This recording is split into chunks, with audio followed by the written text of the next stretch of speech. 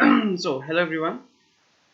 So I hope आप लोगों का जो इसका क्या बोलते हैं इसको ऑप्टिक्स का जो क्विज हुआ होगा वो ठीक ठाक रहा होगा आपका। तो ऑप्टिक्स का ऑलमोस्ट वो खत्म हो गया, बस उसमें जो रे ऑप्टिक्स वाला पार्ट है उसके कुछ क्वेश्चन जो है वो आपको लाने हैं। ठीक है, रे ऑप्टिक्स के शायद और दो क्विजेज आएंगे, बाकी पोलराइजेशन एक बार सबको मिला के एक और कंबाइंड क्विज जो है वो ले लूंगा। ठीक है, बाकी देखो जहाँ तक बात सॉलिड स्टेट फिजिक्स की, आज से ना हम सॉलिड स्टेट फिजिक्स स्टार्ट कर रहे हैं। तो देखो सॉलिड स्टेट फिजिक्स में बस हर जगह मतलब सेम ही चीज रहेंगी। ठीक है, आपको आपको टोटल 10 क्वेश्चन मिलेंगे। 10 में से क्या होगा कि 5 क्वेश्चन जो होंगे वो आपके एमसीक्यू होंगे, 3 क्वेश्चन जो होंगे आपके एमएसक्यू होंगे और 2 क्वेश्चन जो होगा वो आपका एनईटी सेक्शन से होगा। ठीक है, रूल्स वही रहेंगे। अगर आपने सही किया +2 करना, मतलब जैसे ही क्वेश्चन आपको स्क्रीन पे दिखे आपको वीडियो पॉज करना है। वीडियो पॉज करने के बाद क्वेश्चन को अटेम्प्ट करना है। अगर आपका सही आंसर आ गया तो आप +2 कर लो, गलत आंसर आया तो -2/3 कर लो, और अगर आपको उसको स्किप करना तो सिंपली आप उसको 0 कर सकते हो। एमएसक्यू में सब कुछ सेम रहेगा, बस आपका ये नेगेटिव मार्किंग है वो नहीं रहना। सेम एनईटी के साथ भी होगा कि आपका अगर सही किया तो +2, गलत किया तो 0, एंड अगर आपने अटेम्प्ट नहीं कर रहे हो आप उसको तो वहां पे 0। ठीक है, सो ऑनेस्टी दिखाना। और आखिरी में जैसे ही क्विज खत्म हो जाए तो कमेंट सेक्शन में जाके अपने मार्क्स जो है वो कमेंट कर देना। ठीक है, और ऊपर टेलीग्राम वगैरह के चैनल दिख रहे हैं, आप जाके उसमें सिंपली खुद को ऐड कर सकते हो। ठीक है, so okay, so let us start. यहाँ पे ये जो होगा ये रिवीजन क्विज 1 होगा। ठीक है, क्विज का ये पहला पार्ट होगा। ठीक है, सो इसमें ज्यादातर क्रिस्टल के क्वेश्चन रहेंगे, रेसिप्रोकल लैटिस है, ब्रैग्स लॉ है, इससे रिलेटेड क्वेश्चन रहेंगे। ठीक है, तो चलिए शुरू करते हैं इसको। ठीक है, ओके, तो यहाँ पे क्वेश्चन है what is the second nearest neighbour distance of a face centred cube whose conventional unit cell parameter is a। मतलब आपका इसमें है क्या कि पैरामीटर जो दिया वो a गिवन है। मतलब यहाँ पे क्या है कि देखो, चलो पहले आप अटेम्प्ट कर लो इसको। ठीक है, वीडियो पॉज करके। सो आई होप आपने अटेम्प्ट कर लिया होगा। तो चलो यहाँ पे देख लेते हैं एक बार। देखो एफसीसी की बात हो रही है, एफसीसी में होता क्या है, अगर आप नियरेस्ट नेबर की बात करोगे तो नेबर नियरेस्ट कहाँ पे होता है, अगर ये यूनिट जो है दिस इज a, तो नियरेस्ट नेबर जो होता है वो ये वाला होता है। इसकी लेंथ कितनी होती है a/√2। तो आपको पता है कि सेकंड नियरेस्ट कौन सा होगा, तो इसका यही वाला होगा, right. So the right answer will be B. तो ए जो होता है ये सेकंड, आपका सेकंड नियरेस्ट जो होता है आपका एटम होता है। ठीक है, ओके, अगले क्वेश्चन पे आते हैं। The position of number of nearest neighbours in a unit cell of BCC structure. BCC structure में नियरेस्ट नेबर का पोजीशन क्या होता है, ये आपने बहुत ज्यादा किया होगा। ठीक है, मैं आपको बस एक बार समझा देता हूँ कि इसको करना कैसे। आप देखो यहाँ पे क्या लोगे, प्रिमिटिव सेल लोगे। ठीक है, अरे यार नियरेस्ट लेते हो तो उससे भी चलेगा, कोई दिक्कत नहीं है। यहाँ पे क्या होगा, आपके इसके सेंटर पे एक होता है, राइट। तो इसके सेंटर पे एक यहाँ पे होगा और एक यहाँ पे होगा, तो इनके कोऑर्डिनेट जो वो आप फाइंड कर सकते हो। सो the right answer will B this कि +-a/2 i cap plus j cap plus k cap. ठीक है, सो this will be the right answer. और आपने ऐसे बहुत सारे क्वेश्चन किए होंगे इससे रिलेटेड। ठीक है, एनीवे बस मैंने याद दिला दिया आपको। ठीक है, और कुछ नहीं, भूलना मत इसको एग्जाम तक। ठीक है, आपसे पूछा गया कि the primitive translation vector of FCC are a1 that is equal to a2 a/2 i cap plus j cap, a2 that is equal to this, a3 that is equal to this। आपसे पूछा volume of the primitive cell of reciprocal lattice. ठीक है, तो please video को pause कर लो और attempt करो, उसके बाद देखो कि क्या आ रहा आंसर और क्या नहीं आ रहा। ठीक है, सो आई होप आपने अटेम्प्ट कर लिया होगा। तो देखो यहाँ पे बात क्या हो रही है कि आपको रेसिप्रोकल लैटिस का निकालना। तो सबसे पहले देखो रेसिप्रोकल लैटिस निकालने का तरीका क्या होता है। जैसे a1 है, a1 के करस्पॉन्डिंग अगर रेसिप्रोकल लैटिस आप निकालते हो, so there should be 2π/a। ठीक है, ये हो जाएगा आपका। और उसके बाद यहाँ पे क्या था, ऊपर थोड़ा ध्यान रखना इस चीज का कि अगर a1 है तो यहाँ पे ये होगा साइक्लिक ऑर्डर में चलेगा, a2 क्रॉस a3। ठीक है, a2 cross a3 divided by a1 dot a2 cross a। ठीक है, ये हो जाएगा आपका। बाकी जैसे आप a2 निकालोगे तो यहाँ पे क्या हो जाएगा, a3 a1। उसका जब a3 निकालोगे तो फिर a1 और a2, और बाकी नीचे वाला टर्म जो रहेगा वो सेम रहेगा। तो जब ऐसे करके आप निकालोगे आपको देखो a1 क्या मिलेगा, a1 star will be equal to, let me check, लिखा हुआ नहीं, हाँ a1 star that will be equal to 2π/a। ठीक है, और उसका यहाँ पे -i cap plus j cap plus k cap, आप इसको चेक कर लो ना, ये यही आएगा। ठीक है, a2 स्टार जब आप निकालोगे this will be equal to 2π/a। इसमें i में माइनस था, आप क्या करो अगले वाले में j में माइनस कर दो। ठीक है, सिमिलरली जब आप a3 स्टार निकालोगे तो a3 स्टार में क्या हो जाएगा 2π/a, अब इस वाले में k में माइनस कर देना। ठीक है, ये ऐसे भी आप इसको याद रख सकते हो। एनीवे बस कैलकुलेट करना एक बार तसल्ली के लिए, एग्जामिनेशन हॉल में वैसे भी आप एक बार कैलकुलेट करोगे इसको। ठीक है, तो ये हो गया आपका। अब क्या करना है, इसको इसका वॉल्यूम फाइंड करना, प्रिमिटिव सेल का वॉल्यूम फाइंड करना आपको। सो वॉल्यूम निकालने के लिए क्या करते हैं, volume that is equal to a1 star dot a2 star cross a3 star. ठीक है, बस इसको कर दो। ये जैसे आप फाइंड करोगे द आंसर विल बी कौन सा आएगा, 4 × 2π, यही आना चाहिए। सो the right answer will B A, 4 × 2π/a का होल क्यूब। ठीक है, तो अगर आपके सही है तो +2 करना, गलत है तो -2/3 करना। स्किप कर दिया आपने तो उसको सिंपली आप 0 कर सकते हैं। ठीक है, बढ़ते हैं अगले क्वेश्चन की तरफ। विच of the following lattice has least packing fraction. इनमें से कौन सा ये सॉलिड है जिसका सबसे कम पैकिंग फ्रैक्शन जो वो होता है, ठीक है। तो चलो याद करो इसको, देखो याद होगा आपको थोड़ा बहुत। तो सिंपल क्यूबिक इसकी बात करें कितना होता है पैकिंग फ्रैक्शन 52%। एफसीसी कितना होता है आपका 72%, 72 नहीं, हाँ 74%, सॉरी। बीसीसी की बात करें तो बीसीसी का कितना होता है 68%। एंड डायमंड की अगर बात करें तो दिस इज 34%।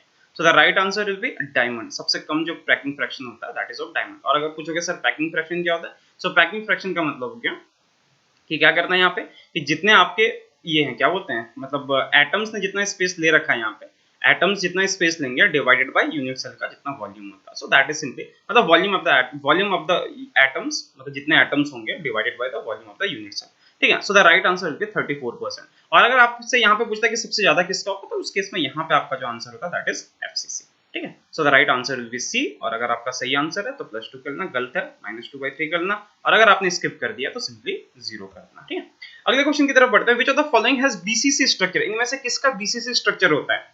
देखो ऐसा क्वेश्चन लास्ट टाइम भी ये क्वेश्चन पूछा हुआ था, NaCl से रिलेटेड पूछा था, ठीक है। तो मतलब उम्मीद लगा सकते हैं कि हाँ ऐसा क्वेश्चन कभी कभी ये लोग पूछ देते हैं, ठीक है। तो आपको यहाँ पे याद रखना कि NaCl की बात करें तो इसका स्ट्रक्चर जो होता है वो FCC होता है। Mg और MnO दोनों एक जैसे ही होता है, और इनका स्ट्रक्चर जो होता है वो ऑक्टाहेड्रल होता है, ठीक है। और ऑक्टाहेड्रल ज्योमेट्री के साथ आता है, ये ऑक्टाहेड्रल ज्योमेट्री होती है इसकी। और अगर CSCl की बात करें तो ये एक लौता होता है जिसके यहाँ पे बीसीसी स्ट्रक्चर जो होता है, इसका जो होता है बीसीसी स्ट्रक्चर होता है, ठीक है। तो अगर आपने सही गेस किया था तो +2 करना, गलत किया था तो -2/3, और अगर स्किप कर दिया था तो सिंपली आप इसमें 0 कर देना, ठीक है। अब आ जाते हैं MSQ पे।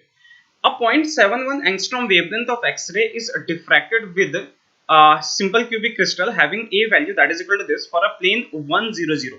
Then in that case आपसे पूछा D की वैल्यू इतनी होगी for second order theta equal to this much, D equal to 110, और उसके बाद लिखा हुआ D110 that is equal to 1.99 angstrom, and for second order theta that is equal to sin inverse 0.357, ठीक है। अटेम्प्ट कैसे करना है इसको, बस वही सेम तरीका आप यहाँ पे ये रखना कि आपको एक बात पता होनी चाहिए कि आपका DHKL क्या होता है, ठीक है। सो DHKL that is equal to A divided by √h² + k² + l², simple सा। ये छोटा सा फॉर्मूला, इसको आप याद रख सकते हो। यहाँ पे A की वैल्यू कितनी है 2.814 एंगस्ट्रॉम डिवाइडेड बाय HKL का मतलब क्या हो गया 1 का स्क्वायर + 1 का स्क्वायर + 0 का स्क्वायर। तो सिंपली कितना हो गया 2.814 divided by √2, right, this much angstrom. So यहाँ पे DHKL जो आपका आ जाएगा दैट विल बी कितना आ रहा है 1.99 एंगस्ट्रॉम, 1.99 एंगस्ट्रॉम। आप इसको चेक कर लेना, कंफर्म कर लेना कि सर यही आ रहा है या नहीं आ रहा है, ठीक है। सो DHKL आपने निकाल लिया। उसके बाद सेकंड ऑर्डर के लिए थीटा पूछा कि इनमें से कौन सा होगा, तो आप निकाल सकते हो। आपको पता है ब्रैग्स लॉ क्या होता है, n lambda that is equal to 2d sin theta. अब d की वैल्यू आपको पता है यहाँ पे, ठीक है, बस sin थीटा जो है ये आपको कैलकुलेट करना है। सेकंड ऑर्डर के लिए n इक्वल टू 2 कर दोगे, लैम्डा की वैल्यू आपके पास कितनी है, लैम्डा कितना 0.71 angstrom, and that is equal to 2 times d की वैल्यू जो आपको रखनी है दैट इज 1.99, ठीक है। D इक्वल टू हाँ 1.99 एंगस्ट्रॉम, एंड आपका sin थीटा ये हो गया, ठीक है। तो बस इसको सॉल्व करना, यहाँ से आपका क्या आ जाएगा sin theta that is equal to 0.357, ठीक, कैलकुलेट कर लेना इसको। So theta that will be equal to sin inverse of 0.357। So the right answer will be D जो होगा ये आपका सही आंसर जाएगा। तो C एंड D दोनों ऑप्शन जो होंगे यहाँ पे सही होंगे, ठीक है। एक बार कैलकुलेट कर लेना, अगर कोई गड़बड़ हो सके, मेरे से गलती हुई होगी तो आप कमेंट सेक्शन में लिख सकते हो, कोई प्रॉब्लम नहीं है उसमें, ठीक है। बढ़ते हैं अगले क्वेश्चन की तरफ। Choose the correct statement for reciprocal lattice. Reciprocal lattice के लिए इनमें से कौन सा स्टेटमेंट सही है, वीडियो को पॉज कर दो, ऑप्शंस को रीड करो, ठीक है, और उसके बाद फिर वापस आओ वहां पे, ठीक है। यहाँ पे क्वेश्चन क्या, any diffraction pattern of a crystal is a map of reciprocal lattice of the crystal. ये आपका when a crystal is made to rotate both the reciprocal and direct lattice rotates, the dimension of vectors in a reciprocal lattice is of length inverse and none। चार option है यहाँ पे, ठीक है। एक बार शुरू करते हैं इसको। देखो any diffraction pattern of a crystal is a map of reciprocal lattice of a crystal, बिल्कुल सही। ये रेसिप्रोकल लैटिस की डेफिनेशन ही होती है, समझ लो एक तरह से, ठीक है। तो this will B correct absolutely. When a crystal is made to rotate both the reciprocal, yes, देखो अगर आप क्रिस्टल को रोटेट कर रहे हो तो आपका A रोटेट होगा, ऑब्वियस है कि A या B जो होगा, A B C कोई सा भी है, तो ये रोटेट होगा। अगर ये रोटेट होगा तो चूंकि रेसिप्रोकल जो होता है वेक्टर प्रोडक्ट होता है, तो आपका जो उसका रेसिप्रोकल जो होगा वो भी आपका रोटेट होगा। सो B जो होगा ये भी सही जाएगा, ठीक है। A सही किया, B सही किया। The dimension of vector in the reciprocal lattice is, yes, अभी देखा आपने A स्टार की वैल्यू क्या थी, that was equal to 2 pi over A। इसको तो रहने दो, यहाँ से कोई मतलब नहीं, बट यहाँ पे क्या करोगे B cross C divided by A dot B cross C, मतलब यहाँ पे वॉल्यूम होता है और ये क्या होता है एरिया होता है। एरिया बाय वॉल्यूम क्या होता है, सिंपली लेंथ इनवर्स, ठीक है। या एरिया बाय वॉल्यूम, एक second let me check. A नहीं, this won't be length inverse because there is 2 pi over a होता है ना यहाँ पे, 2 पाई ओवर ए होता है, एक बार चेक करना है इसको, this should be 2 pi over a, तो शायद थर्ड ऑप्शन जो होगा वो नहीं होगा। एक minute let me check, formula सही लिखा ना, हाँ 2 पाई ओवर ए हो रहा है, या तो इसका जो हो जाएगा दिस विल बी इट, ये नहीं होना चाहिए, या पता नहीं शायद ये होता है या नहीं होता है, बस इसको कंफर्म करना, ठीक है। मेरे ख्याल से शायद लेंथ इनवर्स होना चाहिए, क्योंकि रेसिप्रोकल लेंथ इनवर्स होना चाहिए, पता नहीं ये ए सच में होता है या यहाँ से ये बाहर निकाल के लाया था मैंने, मुझे याद नहीं है, ठीक है, इसको चेक करना, ठीक है। डायरेक्ट फॉर्मूला इसको एनीवे आप कर लेना इसको, बट मेरे ख्याल से शायद ये सही होता है रेसिप्रोकल, इसीलिए उसको बोलते ही हैं, तो C will be the right option, ठीक है। ओके, लास्ट इसमें सेकंड लास्ट क्वेश्चन पे आते हैं, nearest neighbour distance of Na crystal is this much, the density of, यहाँ पे फ्री इलेक्ट्रॉन्स होगा, free electrons in Na crystal in per metre cube is, देखो यहाँ पे है क्या आपका नियरेस्ट नेबर डिस्टेंस दिया हुआ 1.83 एंगस्ट्रॉम, ठीक है। अब याद करो आपका यहाँ पे है क्या, ये दिस इज Na क्रिस्टल, ठीक है। Na की बात करें सो Na is simply BCC structure, right, Na BCC होता है, तो अगर ये BCC होगा तो इसका नियरेस्ट नेबर कितना होता है, √3/2 टाइम्स A, और ये वैल्यू आपको कितनी गिवन है, 1.83 एंगस्ट्रॉम, ठीक है, ये गिवन है। यहां से क्या करो, A फाइंड कर लो, ठीक है, ये काम तो इजी था, A फाइंड करना जो था वो इजी था, ठीक है।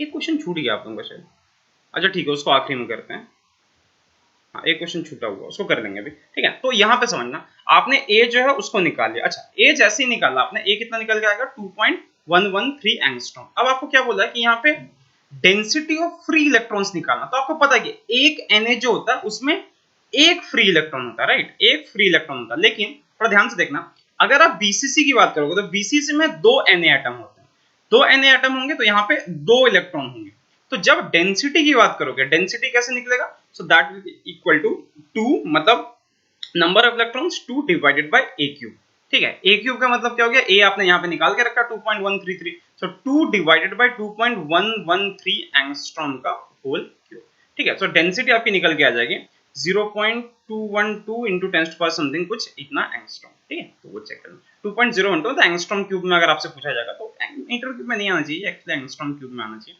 ठीक है। तो उसके टर्म में आप आंसर देना, या फिर मीटर क्यूब में भी आप दे सकते हो, देख लेना कितना आंसर आएगा, ठीक है, कैलकुलेशन मतलब 0.212 इसके अराउंड ही कुछ आएगा। अगले क्वेश्चन की तरफ बढ़ते हैं, यहाँ पे अगला क्वेश्चन है, the value of lattice constant A for a FCC having density of this much and atomic weight of 60.2 in angstrom is, तो इसका सीधा आपको फॉर्मूला यूज करना है, so A that is equal to number of atoms, ठीक है, उसका mass, number of atoms, molecular weight या मॉलिक्यूलर मास कह लो, उसका डेंसिटी, और उसके बाद यहाँ पे हो गया एवोगाड्रो नंबर की पावर 1/3, तो इसका डायरेक्ट फॉर्मूला आप याद रख सकते हो। सो A जो आपका आएगा, यार मैंने लिखा नहीं है, तो जो भी आएगा that should be the A, so this should be the A, I think इसका आंसर जो 4 एंगस्ट्रॉम है, चेक करना, शायद इट शुड बी 4 एंगस्ट्रॉम, अगर आपका 4 एंगस्ट्रॉम है तो शायद ये सही है, ठीक है। तो अगर आपने सही कर रखा है तो आपको +2 करना, गलत है तो गलत है तो आप इसको 0 कर लेना, ठीक है। अच्छा एक क्वेश्चन जो मैंने मिस कर दिया है, उस क्वेश्चन को एक बार कर लेते हैं यहाँ पे, ठीक है। डिफ्रैक्शन वाला हो गया, ये क्वेश्चन था, हाँ ये लास्ट क्वेश्चन है इसका, यहाँ पे क्वेश्चन एक बार रीड कर दो, which of the following is true, MSQ है ये, ठीक है, फॉलोइंग इज ट्रू। पहला ऑप्शन है आपका कि नंबर ऑफ एटम्स इन